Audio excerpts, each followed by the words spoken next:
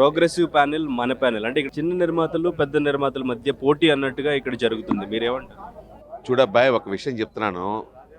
ఎన్నికలు అనంగానే ఆటోమేటిక్‌గా కొంత పోటీ ఉంటుంది.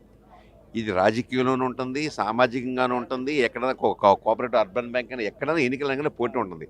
కానీ గెలిచిన వాళ్ళు తదేక దీక్షతోటి, కమిట్మెంట్ తోటి ఆ యొక్క సంస్థకి సేవ చేసినప్పుడే వాళ్ళకి గుర్తింపు వస్తుంది, సమాజానికి గుర్తింపు వస్తుంది, ఆ సంస్థకి గుర్తింపు వస్తుంది. ఆ దిశగా చేయమని నేను రిక్వెస్ట్ చేస్తున్నాను. నేను ఇందాక కూడా చెప్పాను, మళ్ళీ చెప్తున్నాను. మీకు ఒకటి గుర్తుపెట్టుకోండి, హిందీ ఇండస్ట్రీ కంటే తెలుగు ఇండస్ట్రీ ఇవాళ ప్రపంచవ్యాప్తంగా పేరు పొందుతుంది. దాని గౌరవం నిలబెట్టే విధంగా ఛాంబర్లో ఎవరు గెలిచినా కూడా వాళ్ళకి ధన్యవాదాలు చెప్తూ, ఎట్ ది సేమ్ టైం ఈ యొక్క తెలుగు ఇండస్ట్రీని ప్రపంచవ్యాప్త దిశగా తీసుకెళ్లాల్సిన బాధ్యత వాళ్ళకుందని చెప్తున్నాను, అంతే. గిల్డ్‌గా రన్నింగ్ ప్రొడ్యూసర్లు ఏర్పడడం, ఇది ప్రోగ్రెసివ్ ప్యానెల్ అని పెట్టడం అనేది చిన్న నిర్మాతలు కొంచెం దాని మీద ఆరోపణలు చేస్తున్నారు, కోర్టులకు ఆయేస్తున్నారు ఇలా అని చెప్పి. ఇవన్నీ బాబు నేను చెప్పాను, అదే నేను చెప్తున్నాను. ఎన్నికలు అనగానే పోటీ ఉంటుంది అబ్బాయి. ప్రజాస్వామ్యం. మనం 75 సంవత్సరాల ప్రజాస్వామ్యంలో ఉన్నాం. 75 సంవత్సరాలు పోటీ పడి గెలిచారు, పోటీ పడి ఎమ్మెల్యేలు అయ్యారు, పోటీ పడి ప్రధానమంత్రులు అయ్యారు, పోటీ పడి ముఖ్యమంత్రులు అయ్యారు, అందరూ అయ్యారు.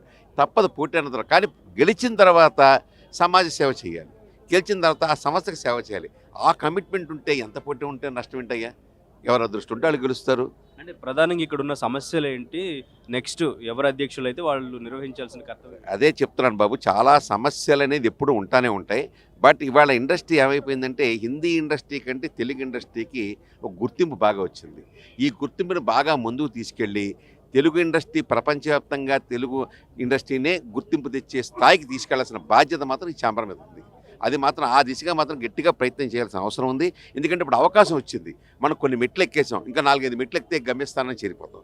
అటువంటి స్థితిలో మనం ఉన్నాం కాబట్టి ఈ ఛాంబర్ పూర్తిగా ప్రపంచవ్యాప్తంగా తెలుగు ఇండస్ట్రీ ఇండియాలో తెలుగు ఇండస్ట్రీ ఒకటి ఉంది అనేది ఒక గుర్తింపు దిశగా తీసుకోవాల్సిందిగా నేను కోరుకుంటున్నాను. మళ్ళీ మీ నుంచి ఏమైనా సినిమా తప్పకుండా వస్తాను బాబు, మీరు అనుకునే పెద్ద హీరో గారితో తీయబోతాను. అది